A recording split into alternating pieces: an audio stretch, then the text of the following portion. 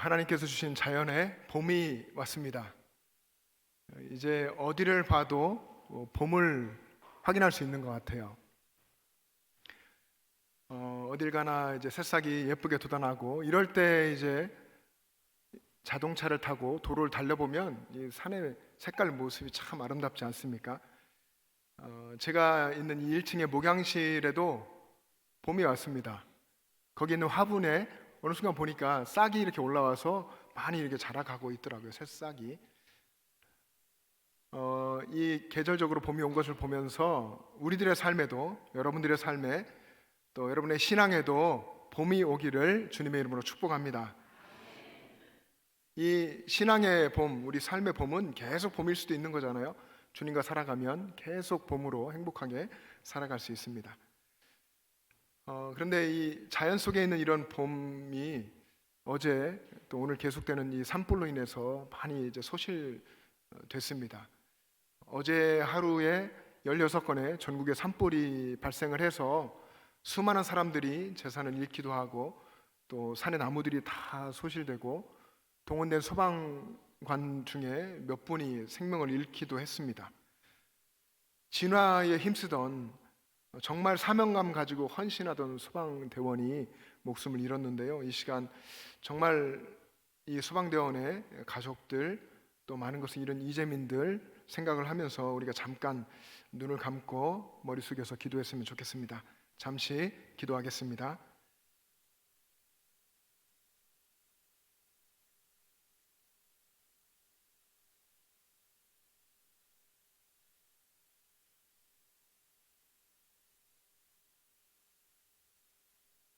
온 천지 만물을 창조하시고 보존하시고 이끄시는 하나님 아버지, 계속되는 산불로 피해를 입은 소방대원들의 가족들 그리고 모든 이재민들 긍휼히 여겨 주시옵시고 어려움과 모든 것을 잃어버린 상황 속에서도 다시 소망을 붙들고 우리 주님 붙들고 일어설 수 있도록 역사하여 주시옵소서. 주님 위로하시고 긍휼 베풀어 주시옵소서. 예수님의 이름으로 기도합니다. 아멘. 여러분, 우리 교회가 몇 년 됐습니까? 121년, 여러분 주보에도 표시되어 있거든요. 121년 됐습니다. 121년 전 1904년에 미국 북장로 교회 선교사였던 제임스 아담스 선교사님이 오셔서 우리 이쪽에 계셨던 영천에 있는 배선달 씨 그리고 박근수 씨를 만나서 복음을 전하고 그분들이 중심이 돼서 예배를 드리면서 우리 교회가 시작됐습니다. 교회가 시작되고 교회가 성장을 하면서 또 당회가 조직되잖아요. 장로님들이 세워지면 당회가 만들어지게 되는데요. 그 조직교회를 이루고서 회의를 하면서 당회록을 만듭니다. 근데 역사가 오래된 교회들이 옛날 당회록이 없거든 대부분. 근데 저희 교회는 당회록 1권부터 있습니다. 그 당회록 1권에 보면 1920년, 그러니까 교회가 첫 예배를 드리고 한 16년쯤 지난 때 1920년 11월 1일에 경북노회에서, 지금 우리가 경동노회인데요, 경북노회에서 이제 나온 거죠. 그렇게 커지니까 분리가 됐습니다. 경북노회에서 장로 피택 허락을 받고 김중집 씨가 피택되어서 노회에서 문담을 하고, 그리고 3년쯤 후 1923년 4월 8일에 위철치 목사, 역시 미국 북장로교 선교인데요, 조지 윈이라는 이름을 가진 선교사님입니다. 이 선교사님이 내착하여 김중집 장로를 세우는 장립식을 집례하니 온 교회의 기쁨은 형언이 불가했고 비로소 당회가 조직되었다. 이렇게 당회록 1권의 첫 페이지에 기록되어 있습니다. 어제 오후에 설교를 준비하는데 놀라운 일이 있었습니다. 이 김중집 장로님의 손자, 손녀가 교회를 찾아온 겁니다. 손자, 손녀의 이제 그 배우자까지 해서 두 부부가 네 분이 찾아왔는데요. 손자는 지금 미국의 샌프란시스코에 계시고, 그리고 이제 손녀 되시는 분은 원주에 계신 부산 분이시고 원주로 이제 가서 사업도 하시며 계시는데 다 70이 넘으셨습니다. 75세, 71세 이렇게 되셨는데 김안국 장로님, 김안자 권사님 이렇게 되시더라고요. 이분들의 어머니는 지금 살아계시는데 아버지는 돌아가셨다고 합니다. 그 아버지가 김중직 장로님의 아들 되시겠죠. 근데 이 두 분뿐 아니라 여쭤보니까 자녀 손들도 다 신앙생활을 잘 하고 있다고 합니다. 미국에서도 그렇고요. 그렇게 잘 신앙생활을 하고 있는 그런 모습을 듣고 확인을 했고, 이분들이 할아버지가 영천제일교회 처음 개척 멤버셨다고 하는 이야기를 들었고 늘 알고 있었고, 그리고 그 손녀 되시는 분은 수십 년 전에 옛날 우리 교회에 오셔가지고 봤을 때 아버지 사진이 있었던 걸 기억했나 봐요. 그래서 그걸 기억해서 부산을 여행하고 1년에 한 번씩 이제 모여서 어머님과 자녀들이 이제 여행도 하시고 모임을 하는데, 부산을 갔다가 영천에 꼭 들러야 되겠다 해서 이번에 오셨다고 합니다. 아버지 사진이 있을까? 그리고 아버님이 세우셨다는 교회가 어떤 모습일까? 이런 마음을 가지고 오셨는데 교회가 이렇게 아름답게 변화되어 있는 것 보셨고, 그리고 이야기를 나누면서 이 손자 되시는 분이 또 공교롭게도 6.25 전쟁 때 이 영천을 지나가다 영천에서 태어나셨대요. 놀랍다고, 그냥 꿈에는 이야기 같은 사실인데 영천에서 태어나셨다고. 그래서 그 얘기를 듣고서 여기 올라가면 승전 기념탑이 있는데 가서 보시면 좋겠습니다 말씀을 드리고 인사를 나눴습니다. 그리고 이제 출발을 하셨고요. 그리고 저는 생각을 해보니까 초창기 멤버면 성함이 있겠구나 하고서 얼른 이제 목요일에 와서 당회록 1권을 찾아봤더니 첫 페이지에 그 이름이 있는 겁니다. 그래서 얼른 이걸 들고, 이렇게 정말 감동적으로 본당에 와서 눈물을 흘리며 기도하셨던 이 네 분인데 얼른 이걸 보여드리면 너무 기뻐하시겠다. 그래서 당회록 들고 봉고 자키를 받아가지고 얼른 올라갔습니다.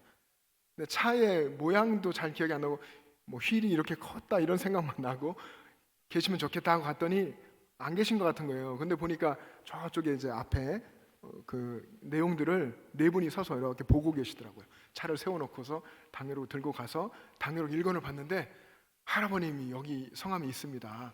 보니까 당에 또 서 계시더라고요. 그래서 본인 필체로 당회록을 옛날에 이제 붓으로 쓰신 것 같아요. 이렇게 써 놓으셨더라고요. 그거 보여드리고 너무 기뻐서 그분들 붙들고 사진도 찍으시고 그렇게 하고서 또 교회에 헌금도 하시고, 또 혹시 계좌가 있으면 알려달라, 나중에 가족들 논의해서 선교헌금을 할 수 있으면 하겠다, 이렇게까지 하시고 가셨습니다. 놀라운 것은 우리 교회 121년 역사, 그때 함께 하셨으니 살아계시다면 120세가 훨씬 넘겠죠. 그 신앙이 아들에게로 또 그 다음 손주들 세대로 계속해서 이어져서 왔다고 하는 것입니다. 하나님께서 신앙이 이렇게 아름답게 이어져 갈 수 있도록 놀랍게 역사하셨고, 이런 감격적인 순간도 허락해 주신 것이죠.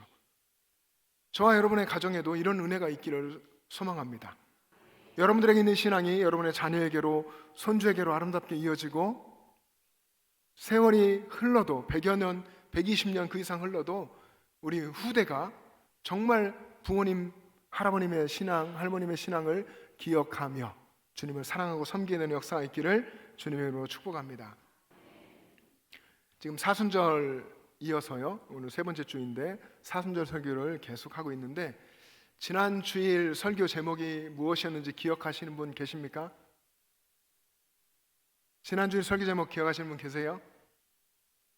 선물을 드리려고 했는데 한 분도 안 계신 것 같고, 일부 예배 들으신 분은 말씀을 안 하고 계시고, 설교 제목을 잃어버리는 게, 기억 못하는 게 당연합니다. 지난주 설교 제목이 상한 심령을 원하십니다 인데요, 하나님이 원하시는 상한 심령은 다윗이, 하나님 마음에 합했던 다윗이 가지고 있었던 그런 마음이었죠. 우리도 이런 마음을 가지고 살아야 한다고 했습니다. 하나님 앞에서 자기 자신이 얼마나 죄인인지, 얼마나 흉악하고 더럽고 추한 죄인인지를 발견하고 마음이 깨지고 부서지고 산산조각 나고 상하고 통회하는 마음으로 하나님 앞에 서야 한다고 했습니다. 그런 사람에게 하나님께서 은혜를 베풀어 주시고 그런 사람을 반드시 회복시켜 주십니다. 이렇게 상하고 통회하는 마음으로 살아가는 것이 하나님께 예배하는 것이고, 하나님은 그런 예배를 구하시고 그런 예배를 기뻐하십니다. 여러분, 지난 한 주간 이 상하고 통회하는 마음으로 사셨습니까? 사순절을 경건하게 보내려고 힘썼을 텐데, 여러분 마음을 돌아보면 상하고 통회하는 상한 심령으로 사셨는지요? 정말 그랬다고 한다면 아마 지난 한 주간의 많은 순간 속에서 하나님께 감사하며 사셨을 겁니다. 오, 하나님 감사합니다. 하나님 너무 감사합니다. 이런 고백을 하며 사셨을 겁니다. 많은 성도들이 사순절에 예수님의 십자가와 고난을 생각합니다. 그런데 그런 생각이 예수님 참 힘드셨겠다, 십자가에 못 박히시고 너무나 괴로우셨겠다, 이런 정도로 끝나면 별 영적인 유익이 없습니다. 예수님의 십자가, 예수님의 그 고난이 나와 연결될 때에, 그때에 우리는 영적 유익을 얻게 됩니다. 예수님의 십자가와 고난을 묵상할 때에 바로 그것이 내 죄 때문이라는 것이 깨달아지고 고백되어야 합니다. 예수님께서 고난당하시고 못 박히신 그 십자가에 내가 못 박혔어야 했다는 것이 깨달아져야 합니다. 그래서 우리가 매년 맞는 이 사순절에 묵상해야 하는 것이 예수님의 십자가만 아니라 우리의 죄라는 것을 말씀드렸습니다. 지난 주일에 이사야 53장 5절 말씀을 같이 읽었었는데요. 여러분, 그 말씀 암송하시는 분 많이 계시죠? 그 말씀이 어떻게 기록되어 있습니까? 그가 찔림은 우리의 허물 때문이요, 그가 상함은 우리의 죄악 때문이라. 그가 징계를 받음으로 우리는 평화를 누리고 그가 채찍에 맞음으로 우리는 나음을 받았도다. 아멘. 우리들의 허물과 죄 때문에 예수님이 찔리셨고, 예수님이 상하셨고, 징계를 받으셨고, 채찍에 맞으셨습니다. 그리고 그 십자가 구속의 은혜를 깨닫고 구원받은 자에게는 주님께서 평화와 나음을 주십니다. 내 죄 때문에 예수님이 십자가에 그 혹독한 고난을 당하셨다는 것이 깨달아지면 상한 심령으로 살지 않을 수 없습니다. 내가 달려야 할 그 십자가에 예수님이 달리셨다, 그래서 내가 하나님 자녀가 되었다, 하나님께 감사하지 않을 수가 없습니다. 예수님이 당하신 조롱, 예수님이 당하신 멸시, 예수님이 당하신 배신, 예수님이 당하신 침뱉음, 뺨을 맞음, 그리고 십자가에 못 박혀서 6시간 동안이나 고통당하셨던 그것이 바로 내가 당해야 할 고난이었다고 하는 것을 깨달으면 감사하지 않을 수 없고, 낮아지지 않을 수가 없고, 상하고 통회하는 마음으로 하나님 앞에 서지 않을 수가 없습니다. 옛날에 유명한 깡패였었던 김익두가 예수님을 믿게 됐습니다. 그리고 예수님을 믿고서 자기 그 추악한 그 모습까지도 예수님이 다 용서하셔서 예수님의 십자가에 자기의 옛 모습이, 옛 자아가 다 죽었고 이제 예수님과 함께 살아서 새롭게 산다는 이 복음의 진리가 깨달아졌습니다. 그리고 그는 감격해서 동네 사람들에게 부고장을 보냈습니다. 김익두가 죽었다.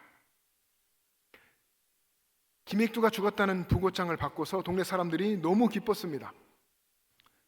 이제 더 이상 괴롭히는 사람이 없을 것이니까.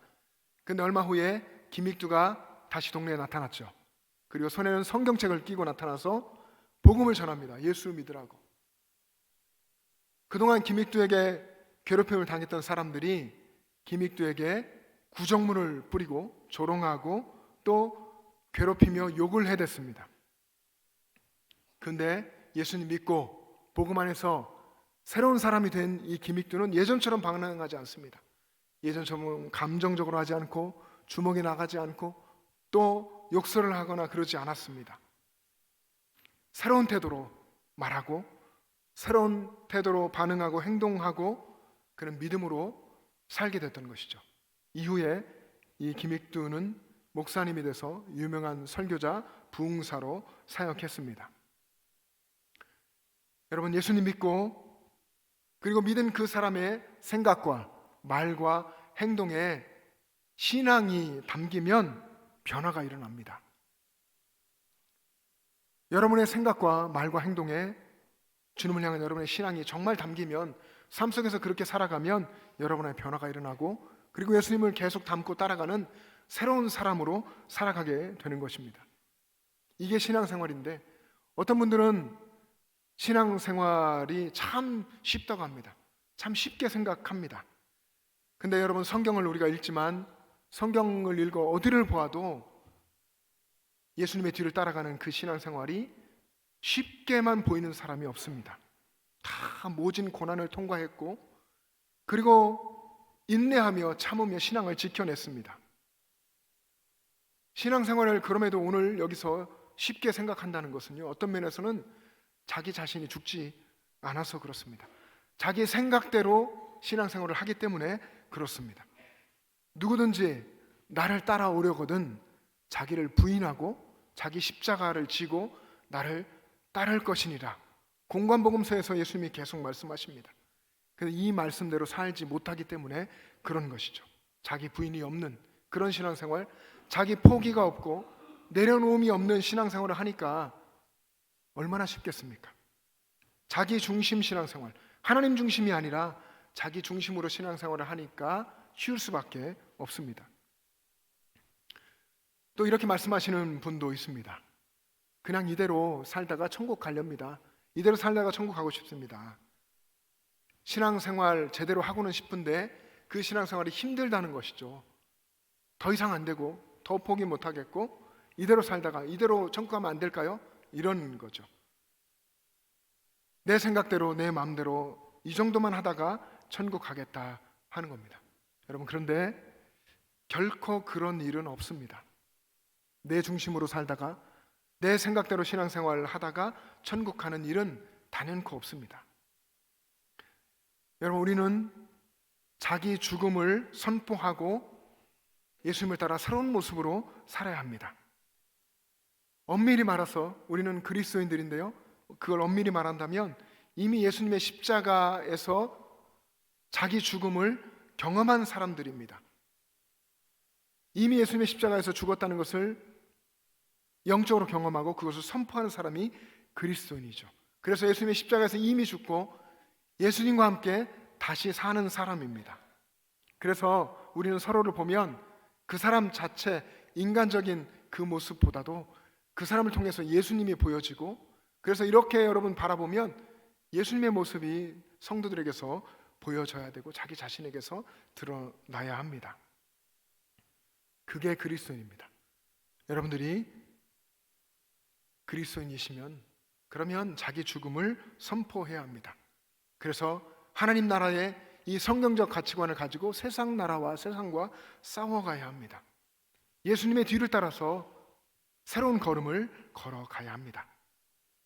그런 여러분에게 자기 자신과의 싸움이 계속 되기를 바랍니다. 포기하지 않고 계속 되기를 원합니다. 자기 자신과의 싸움이 힘겹고 고달픈 것이 사실입니다. 그러나 자기 자신의 죽음을 선포하고 믿음으로 살면 오히려 예전에 누리지 못했던 주님 안에서 누리는 행복함, 그리고 주님이 주시는 평안함을 누리게 됩니다.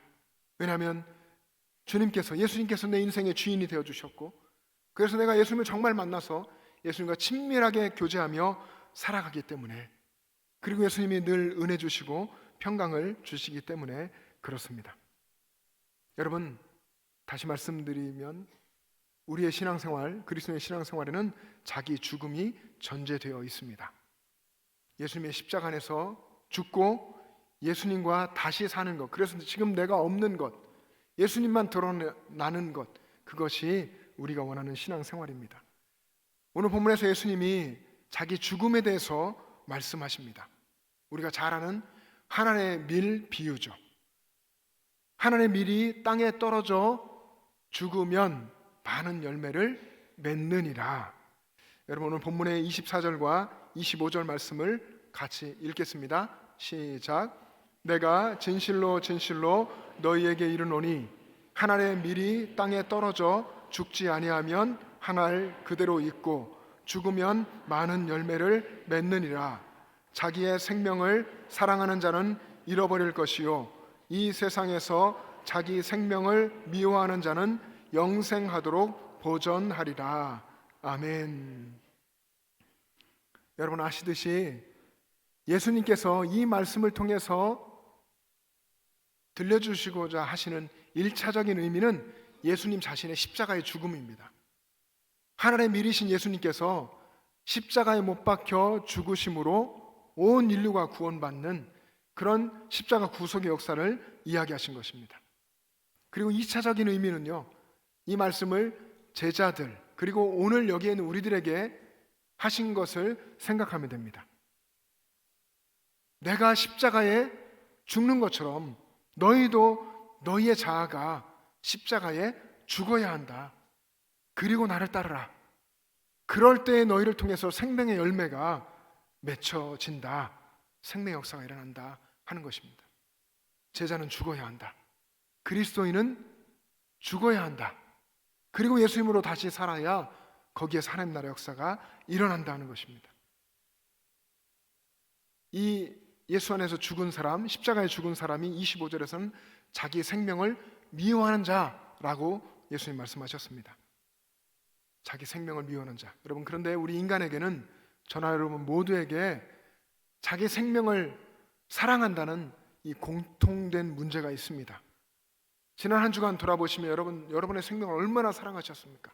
끔찍히 사랑하고 정말 자신을 위해서 살아오지 않았습니까?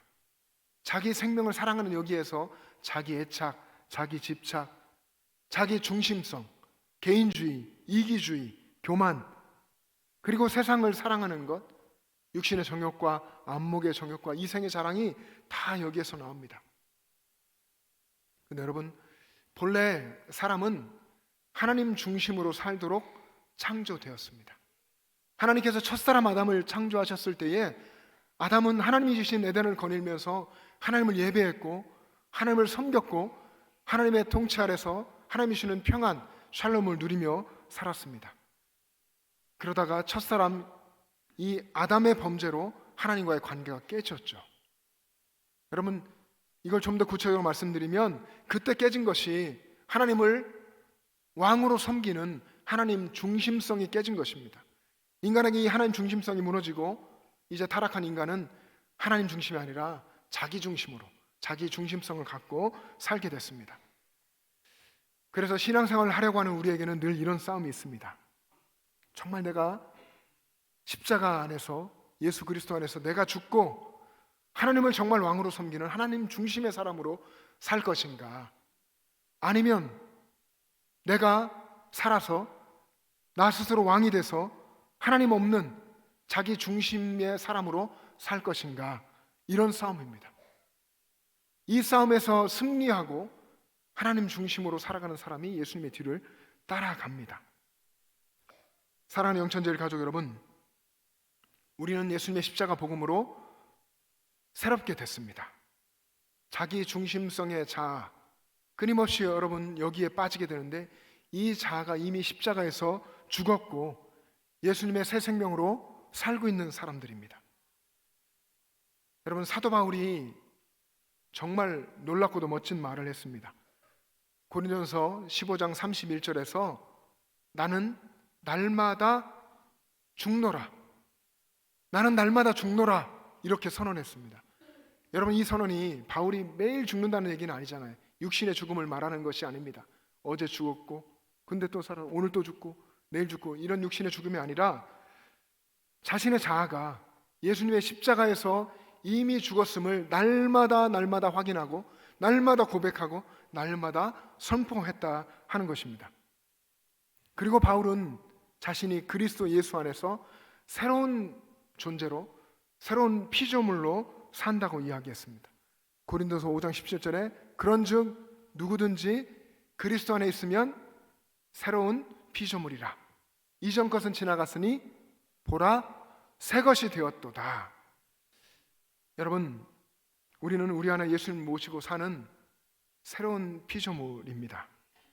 예수님 모시고 새로운 피조물, 새로운 존재로 살 때에 그때 우리는 하나님 나라의 꿈과 비전을 품게 되고, 그리고 우리를 통해서 하나님 나라의 놀라운 생명의 역사가 일어나게 됩니다. 우리가 잘 아는, 들어보신 분이 있을 텐데, 그런 동화 중에 이런 이야기가 있습니다. 한 임금님이 자신이 다스리는 나라 안에 백성들에게 꽃씨를 나눠줬습니다. 다 하나씩 꽃씨를 나눠주면서 이 꽃씨를 가지고 제일 아름다운 꽃을 피워내는 사람에게 큰 상을 내리겠다, 이렇게 선포했습니다. 그리고 씨를 다 나누어 줬습니다. 백성들은 상도 상이지만 임금님이 주셨으니까 열심히 정성껏 심고 가꿉니다. 한 소녀도 꽃씨를 받고 그리고 그 꽃씨를 심고 키워가는데 최선을 다하는데 웬일인지 이 소녀의 화분에는 아무 일도 일어나지 않는 겁니다. 근데 주변을 보니까 다른 사람들의 화분에는 싹이 나고 그리고 자라서 꽃이 피는 겁니다. 시간이 지나서 임금님이 이제 백성들의 화분을 보려고요, 어떻게 키웠는지 보려고 심사하러 나왔습니다. 백성들은 자기들이 키운 화분을 앞에 거리에 두고 그 뒤에 서서 환하게 웃으면서 임금님을 맞습니다. 꽃이 아름답게 피었으니까. 근데 한 소녀만 유일하게 아무것도 없는 흙만 가득한 화분을 두고 그 뒤에 머리를 숙인 채 눈물을 흘리고 있습니다. 임금님 주셨는데 자기는 꽃을 못 피웠으니까. 마차를 타고 행차하시면서 이 화분에 핀 꽃들을 바라보던 임금님의 표정이 기쁘지가 않습니다. 백성들은 꽃을 피워서 환하게 웃고 있는데 임금님은 기쁘지 않고 계속 꽃을 보면서 점점점 표정은 어두워져 갔습니다. 그러다가 이 소녀의 화분을 보고서 임금님이 뛸 듯이 기뻐합니다. 소녀야, 네가 정말 아름다운 꽃을 피웠구나. 여러분, 임금님이 왜 이렇게 이야기하는지 아십니까? 임금님이 꽃씨를 나누어 주기 전에 그 꽃씨를 다 삶아가지고 꽃씨를 다 죽인 겁니다. 이미 죽은 씨를 백성들에게 줬던 거죠.